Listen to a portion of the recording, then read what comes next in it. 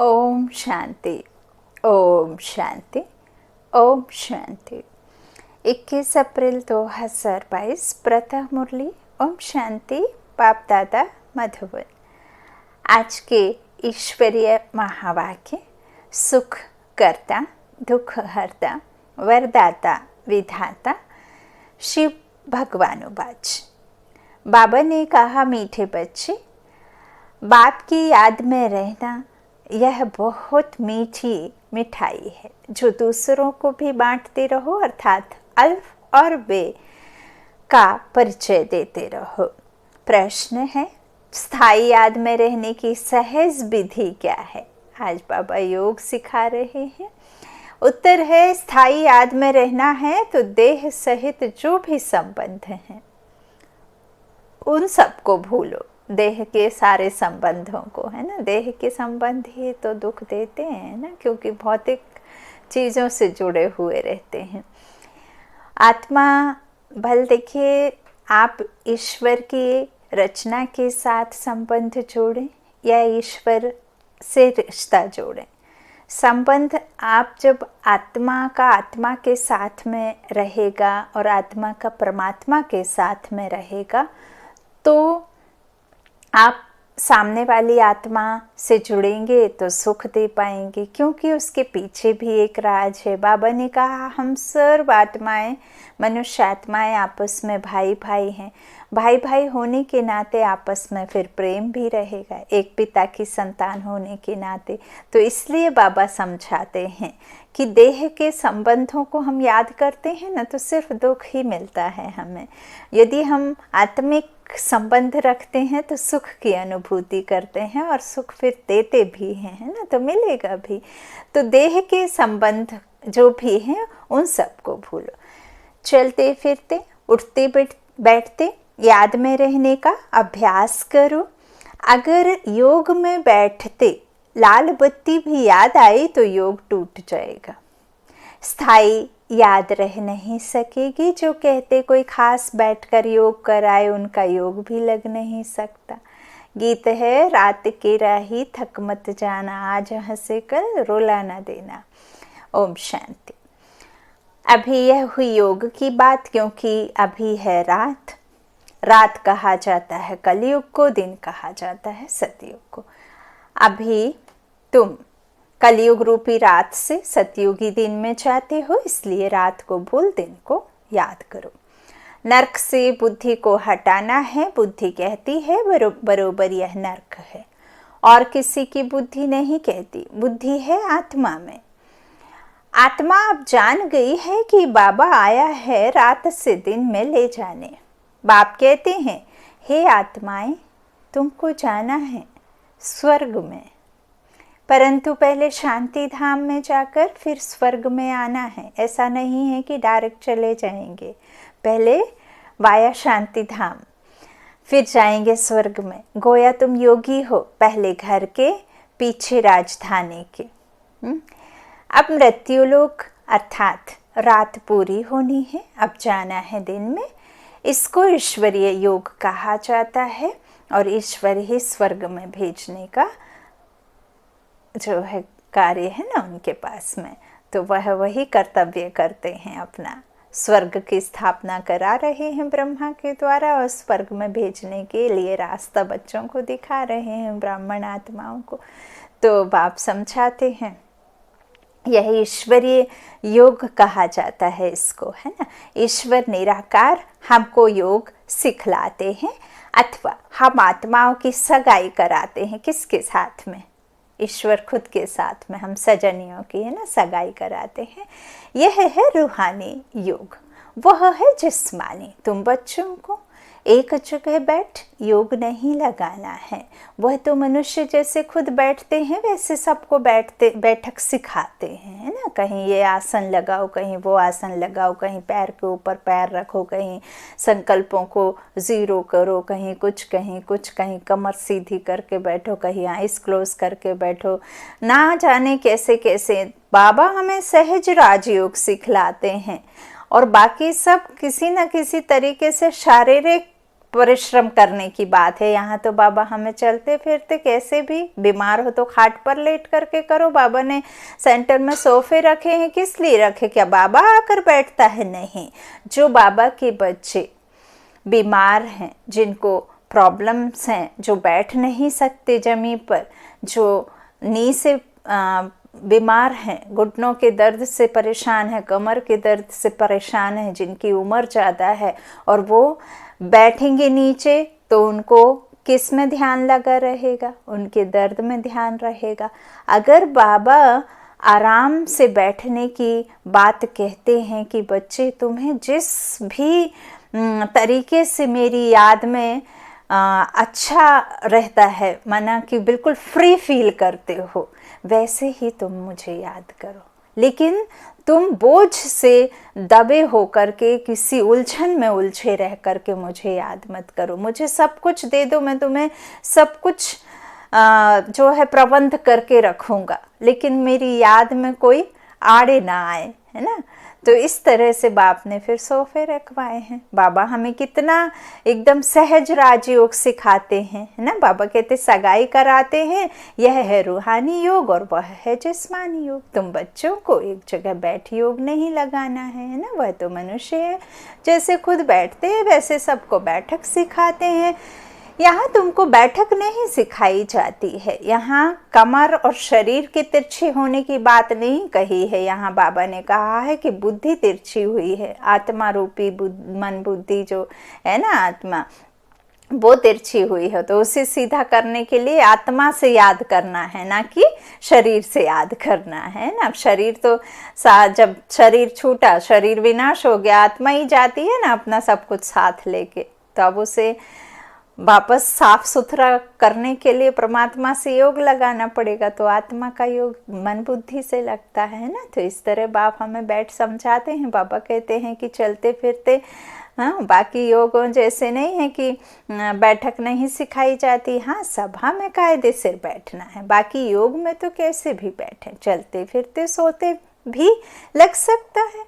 Artist योग में रह चित्र बना सकते हैं। शिव बाबा जिनसे योग लगाते हैं उनका चित्र बनाते हैं। जानते हैं यह हमारा बाबा निराकारी दुनिया परम धाम में रहते हैं, हम भी वहाँ के रहवासी हैं।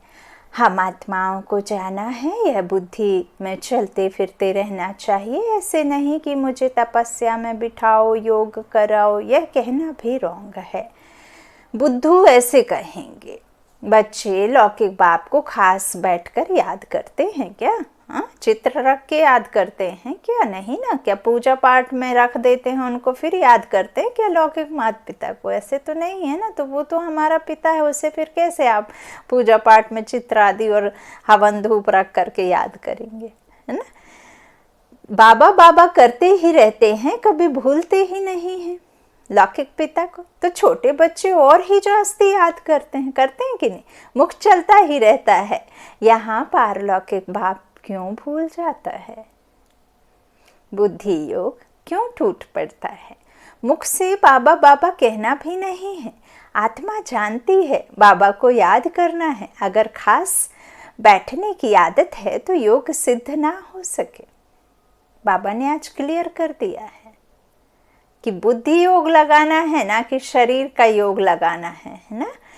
तो आप ज़्यादा देर एक पोजीशन पे अगर बैठें तो आपका शरीर दुख जाएगा, फिर याद कैसे रहेगी? तो सिद्ध ना हो सके। यह ईश्वरीय योग तुमको स्वयं ईश्वर सिखला रहे हैं। योगेश्वर कहते हो ना, तुमको ईश्वर ने योग सिखाया है कि मुझ बाप को याद करो। ऐसे नहीं जब मुझे दीदी योग में बिठाती है तो मज़ा आता है। उनका योग कब स्थायी नहीं रह सकेगा। समझो हार्ट फेल की तकलीफ हो जाती है तो उस समय कोई योग में बिठाएगा क्या? समझना तो है ना बातों को बुद्धि से।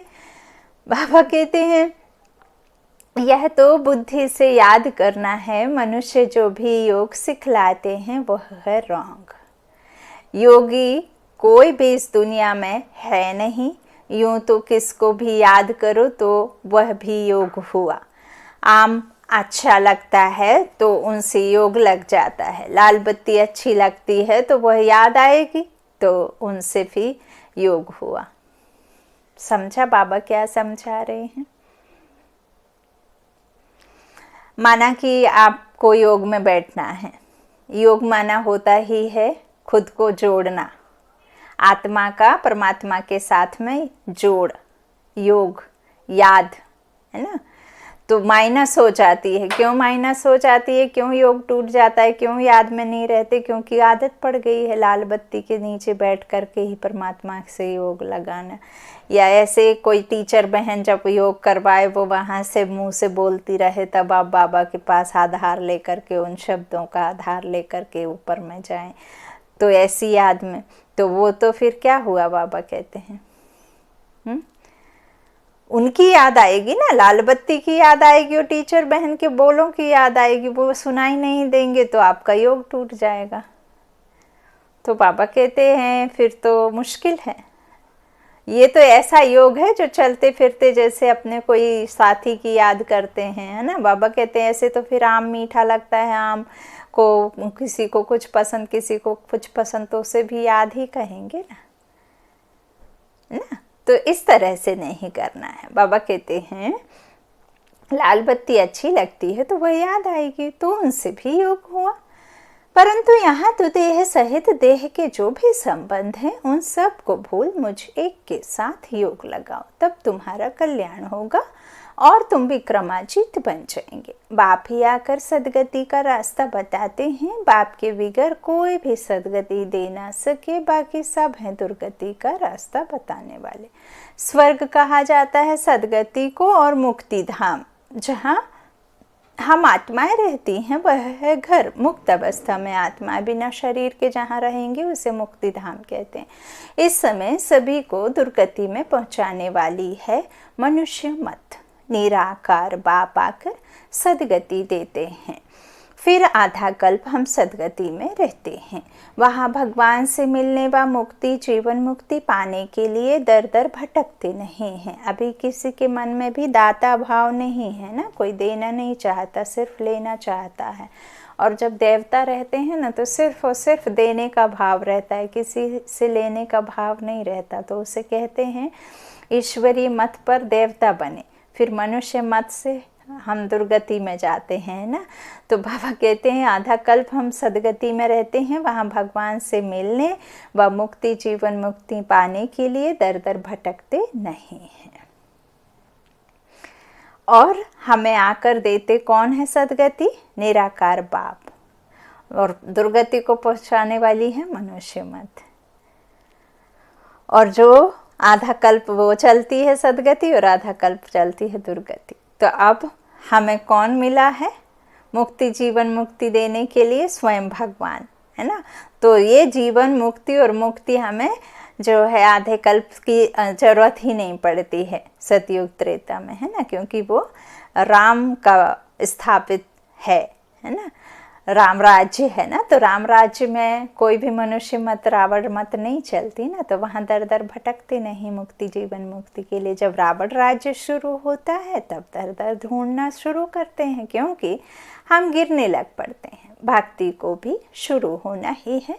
तुम जानते हो अभी हम शरीर को छोड़ फिर शिवालय में जाएंगे। सतयुग है बेहद का शिवालय, इस समय है वैश्यालय। यह बातें याद करनी पड़ती हैं। शिव बाबा को याद नहीं करेंगे तो वो योगी नहीं भोगी ठहरा। तुम किसको सुनने के लिए कहोगे, कहते हो? तो कहते हैं हम दो वचन सुनेंगे। अब दो वचन तो बहुत नामी ग्रामी हैं। मनमना भव, मध्याजी भव। मध्याजी भव, मुझे याद करो और वर्षे को याद करो। इन दो वचनों से ही मुक्ति, जीवन मुक्ति मिलती है। बाप कहते हैं मुझे क्या करो, याद करो तो निरोगी बनेंगे, और चक्र को याद करेंगे तो धनवान बनेंगे। दो वचन से तुम एवर हेल्दी और एवर वेल्दी बन जाओगे। अगर राइट बात है तो उस पर चलना पड़े, नहीं तो समझते हैं बुद्धू हैं। अल्फ और बे, यह हैं दो वचन। अल्फ माना अल्लाह, बे हुई रचना। बाबा है अल्फ और बे है बादशाही। यहाँ बाबा ने अल्फ बे का पूरे तरीके से अच्छे से समझाया है ना। अल्फ और बे, यह हैं दो वचन, अल्फ अल्लाह, बे हुई रचना। बाबा है अल्फ और बे है बादशाही। तुम्हारे में कोई को बादशाही मिलती है और कोई प्रजा में जाते हैं। तुम बच्चों को पोता मेल रखना चाहिए कि सारे दिन में कितना समय बाप को और वर्षे को याद किया, है ना। ये हमें याद रखना है कि कितने समय पोता मेल रखना है ना, बाबा को देना है। तभी तो फिर नेक्स्ट डे कुछ रॉन्ग हुआ, गड़बड़ी हुई, कुछ हिसाब किताब में गड़बड़ी हुई तो उसको करेक्शन करते हैं ना कि कहीं चूक तो नहीं हुई। तो ऐसे फिर याद करना है बाबा को।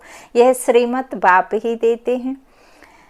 आत्माओं को बाप सिखलाते हैं। मनुष्य धन के लिए कितना माथा मारते हैं। धन तो ब्रह्मा के पास बहुत था।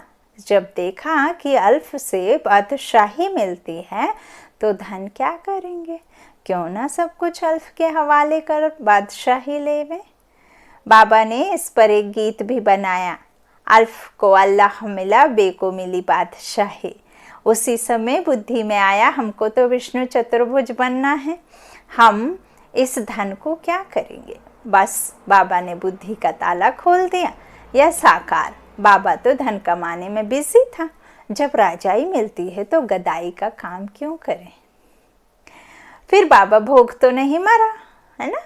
बाबा के पास जो आते हैं उनकी बहुत अच्छी पालना होती है। यहाँ किसकी बात चल रही है, ब्रह्मा बाबा की, है ना।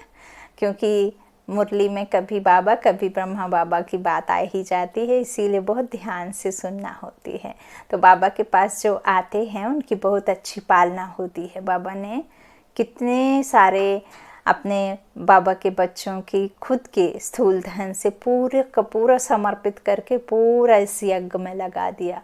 कितना नंबर 1 का खाना, नंबर 1 का उनको पहनाना, नंबर 1 का उनको जो है रखना, लग्जरी लाइफ देना। क्योंकि वही जो स्टार हैं, वही जो लकी सितारे हैं, वही भविष्य में एक नई दुनिया का निर्माण करने के निमित्त बच्चे हैं। तो उन्हें ऐसे ही तो नहीं रख सकते ना, उन्होंने सब कुछ दे दिया। और इतनी अच्छी पालना हुई, इतनी अच्छी पालना हो रही है ना। कितनी उनकी बहुत अच्छी पालना होती है जो भी बाबा के पास आते हैं। घर में भूख मरते होंगे, यहाँ तो जो श्रीमत पर चलते हैं उनको बाबा भी बहुत अच्छी मदद करते हैं। बाबा कहते हैं सबको रास्ता बताओ कि बेहद के बाप को याद करो और चक्र की नॉलेज को याद करो तो तुम्हारा बेड़ा पार हो जाएगा। खिवैया आया है बेड़ा पार करने, तब तो गाते हैं पतित पावन खिवैया, परंतु याद किसको करना है यह किसको भी मालूम नहीं है, क्योंकि सर्वव्यापी कह दिया है। अब देखिए हम मंदिर की ही बात ले लेते हैं।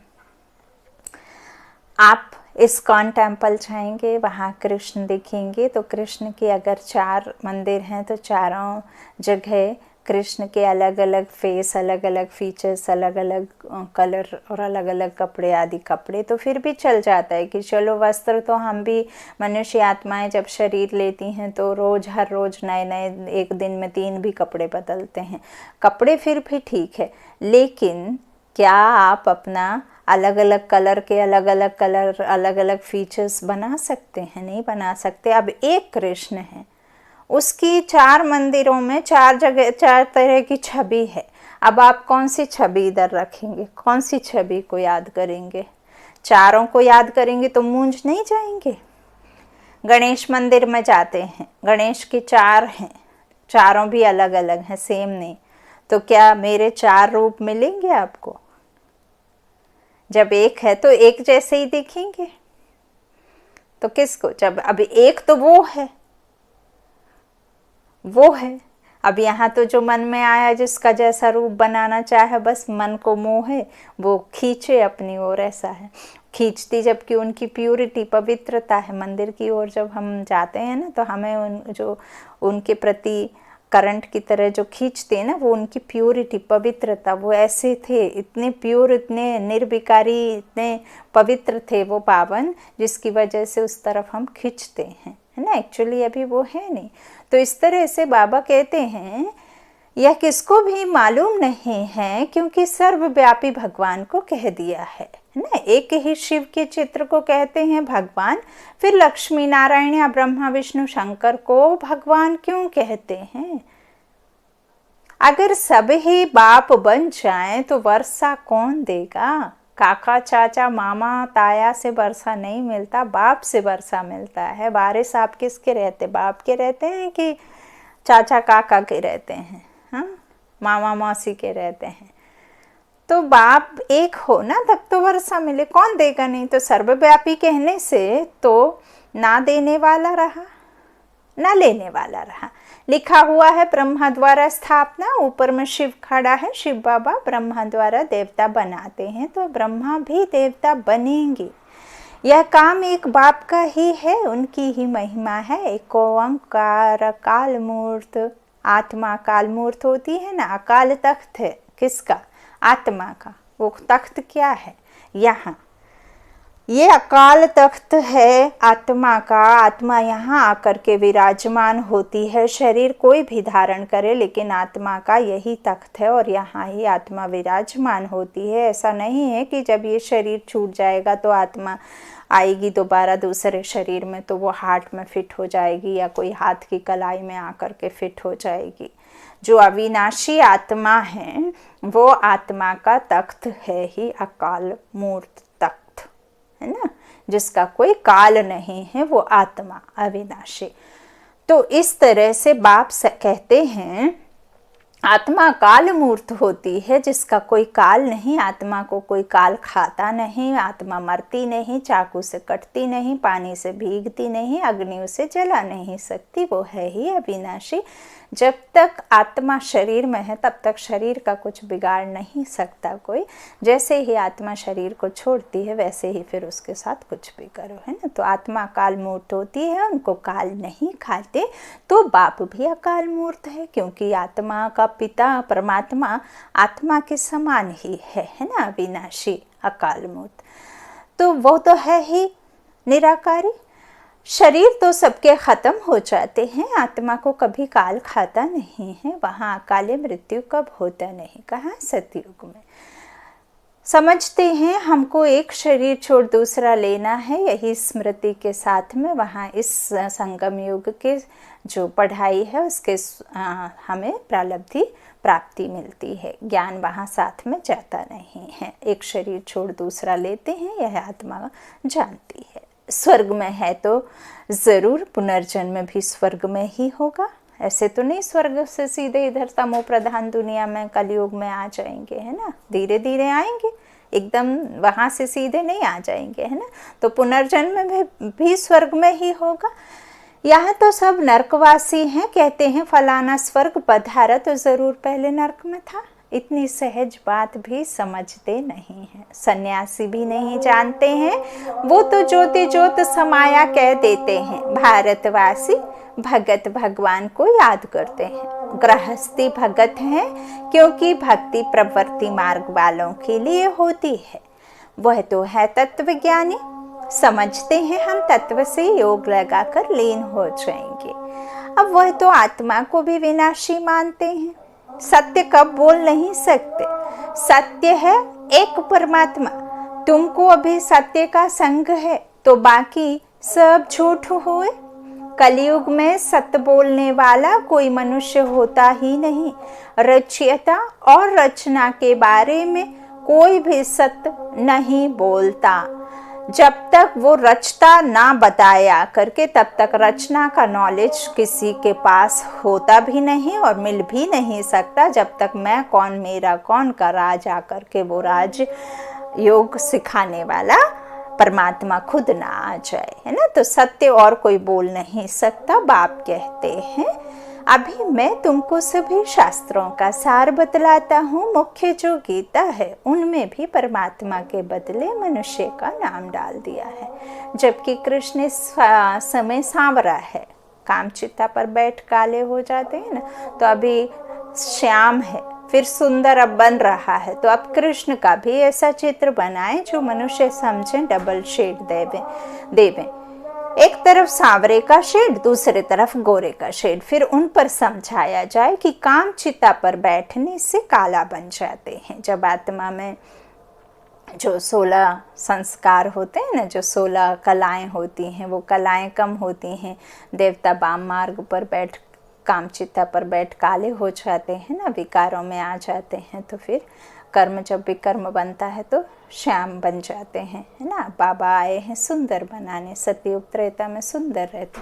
तो इस तरह से बाप समझाते हैं कि वो सतयुगी प्रिंस है, फिर वही आकर के श्याम बनते हैं ना, क्योंकि आत्मा काली हो जाती है विकारों से।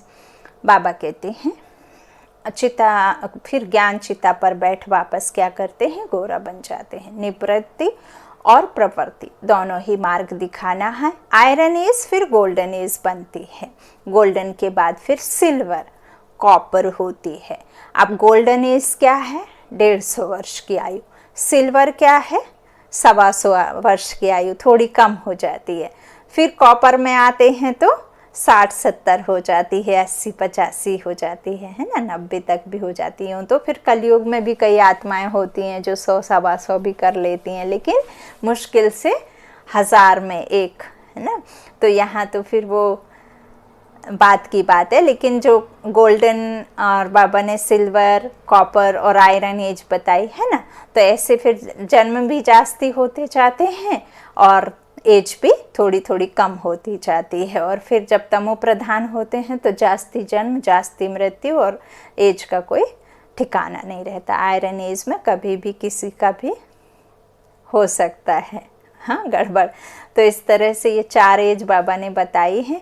जैसे जैसे आत्मा की कलाएं, आत्मा की शक्ति कम होती जाती है, आत्मा के गुण अवगुण में परिवर्तन होते चले जाते हैं, वैसे वैसे फिर आत्माओं की शक्तियां भी कम हो जाती हैं, फिर शरीर भी जल्दी छूटना शुरू हो जाता है ना। तो यह है बाबा का बातों का अर्थ। बाबा समझा रहे हैं कि आयरन एज फिर गोल्डन एज बनती है, गोल्डन के बाद फिर सिल्वर, कॉपर होती है। तो आत्मा कहती है पहले मैं काम चिता पर थी, अब मैं ज्ञान चिता पर बैठी हूँ। अब तुम बच्चे जानते हो हम पतित से परिस्तानी बन रहे हैं। योग में रह तुम कोई भी चीज़ बनाओ तो कभी खराब नहीं होगी। बुद्धि ठीक रहने से मदद मिलती है, लेकिन है मुश्किल। बाबा कहते हैं हम भी भूल जाते हैं, बहुत तिरकनबाजी है। बड़ा अच्छा अभ्यास चाहिए। स्थायी याद ठहर नहीं सकती, चलते फिरते याद में रहने का अभ्यास करना है। याद तो कहाँ भी कर सकते हो, याद से बल मिलता है। बाबा कहते हैं याद से बल मिलता है, इसीलिए बाबा बार बार याद करने के। इस समय सच्चा योग कोई भी जानते ही नहीं है। बाप के सिवाय जो भी योग लगाना सिखलाते हैं वह रॉन्ग है।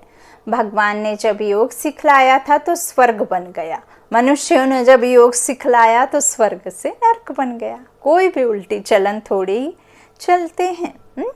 तो बुद्धि का ताला बंद हो जाता है। 10-15 मिनट भी याद में नहीं रह सकते। नहीं तो बूढ़ियों के लिए, बच्चों के लिए, बीमारों के लिए भी बहुत सहज है कि नहीं? कितना सहज है बाबा की याद करना। तो बाबा कहते हैं बच्चों को भी सिखाओ कि हम यहाँ के नहीं हैं, हम तो आते हैं। क्योंकि फिर ताकि आने वाले समय में वो सीन देख करके वो डरे ना, उन्हें पता रहे कि हमें तो ये बताया गया था पहले से, है ना, कि हम यहाँ के नहीं हैं, हम कहाँ से आते हैं। और हमारा सुप्रीम सोल गॉड फादर एक और जो पिता है वो पिता की उसे समझते हैं, है ना। तो बाबा कहते हैं भल बच्चा ना जाने, लेकिन मैं तो जानूंगा कि मुझे पुकार रहे हैं। तुम बच्चे जानते हो तो फिर तुम्हें तो पहचानना होगा, उनको समझ तो देनी होगी, है ना, अच्छे बुरे की और सच और झूठ की।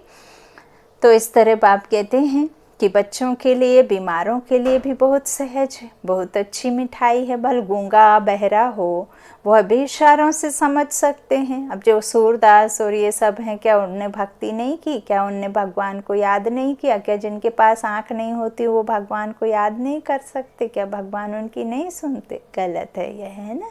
भगवान सुनते हैं। भगवान को कोई मंत्र की ज़रूरत नहीं है, भगवान को कोई शास्त्र आदि की ज़रूरत नहीं है, भगवान को कोई मिठाई आदि की ज़रूरत नहीं है ना। उसे तो सिर्फ प्रेम चाहिए, वो प्रेम का सागर है, तो वो प्रेम से ही वो दिल चाहिए उसे, है ना।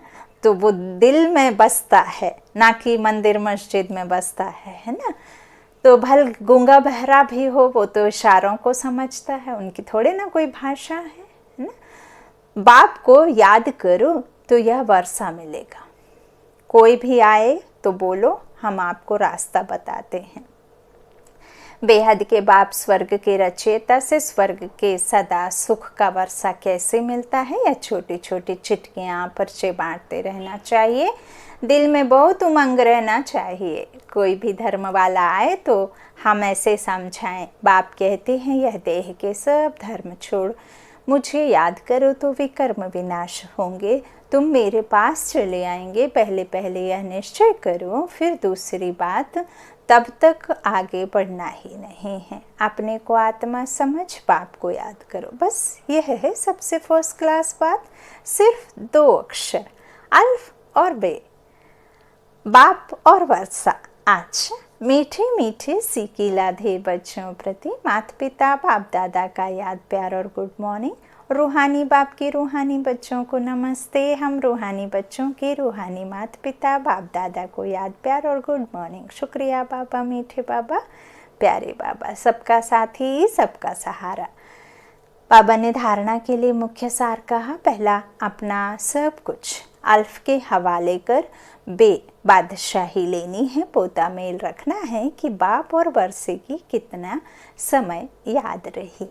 दूसरा, कोई भी उल्टी चलन नहीं चलनी है, स्थायी याद में रहने का अभ्यास करना है। वरदान है, सर्व शक्तियों द्वारा हर कंप्लेन को समाप्त कर कंप्लीट बनने वाली शक्तिशाली आत्मा भाव। अंदर में अगर कोई भी कमी है तो उसके कारण को समझकर निवारण करो, क्योंकि माया का नियम है कि जो कमजोरी आप में होगी उसी कमजोरी के द्वारा वह आपको माया जीत बनने नहीं देगी। माया उसी कमजोरी का लाभ लेगी और अंत समय में भी वही कमजोरी धोखा देगी। इसलिए सर्व शक्तियों का स्टॉक जमा कर शक्तिशाली आत्मा बनो और योग के प्रयोग द्वारा हर कंप्लेन को समाप्त कर कंप्लीट बन जाओ। यही स्लोगन याद रहे, अब नहीं तो कब नहीं। अच्छा, स्लोगन बाबा ने दिया, शांति और धैर्यता की शक्ति से विघ्नों को समाप्त करने वाले ही विघ्न विनाशक हैं। मातेश्वरी जी के अनमोल महावाक्य, अपना असली लक्ष्य क्या है। पहले पहले यह जानना ज़रूरी है कि अपना असली लक्ष्य क्या है, वो भी अच्छी तरह से बुद्धि में धारण करना है, तभी पूर्ण रीति से उस लक्ष्य में उपस्थित हो सकेंगे। अपना असली लक्ष्य है, मैं आत्मा उस परमात्मा की संतान हूँ, असल में कर्मातीत हूँ। फिर अपने आप को भूलने से कर्म बंधन में आ गई। अब फिर से वो याद आने से, इस ईश्वरीय योग में रहने से अपने किए हुए विकर्म विनाश कर रहे हैं, अपने कर्मों को सुधार कर। तो अपना लक्ष्य हुआ मैं आत्मा परमात्मा की संतान हूँ। बाकी कोई अपने को हम सो देवता समझ उस लक्ष्य में स्थित रहेंगे तो फिर जो परमात्मा की शक्ति है वो मिल नहीं सकेगी और ना फिर तुम्हारे भी कर्म विनाश होंगे। अब यह तो अपने को फुल ज्ञान है इस बात का कि मैं किसकी संतान हूँ, मैं कौन हूँ, मेरा कौन है ना। तो मैं आत्मा परमात्मा की संतान कर्मातीत हो भविष्य में जाकर जीवन मुक्ति देवी देवता पद पाएंगे। तो इस लक्ष्य में रहने से वह ताकत मिल जाती है। अब यह जो मनुष्य चाहते हैं, हमको सुख शांति पवित्रता चाहिए, वो भी जब पूर्ण योग होगा तभी प्राप्ति होगी। बाकी देवता पद तो अपनी भविष्य प्रारब्ध है, अपना पुरुषार्थ अलग है और अपनी प्रारब्ध भी अलग है। तो यह लक्ष्य भी अलग है। अपने को इस लक्ष्य में नहीं रहना है कि मैं पवित्र आत्मा आखिरीन परमात्मा बन जाऊंगी, नहीं। बाप कोई बन ही नहीं सकता, परंतु हमको परमात्मा के साथ योग लगाए पवित्र आत्मा बनना है। पूज्य सो पुजारी कौन है? आत्मा है या परमात्मा है? वो तो एवर प्योर है, आत्मा है, पूज्य पुजारी है ना। हम खुद को ही पूजने लग जाते हैं जब हम द्वापर से शुरू में तो शिवालय बनते हैं, है ना, फिर बाद में हम पुजारी बन जाते हैं।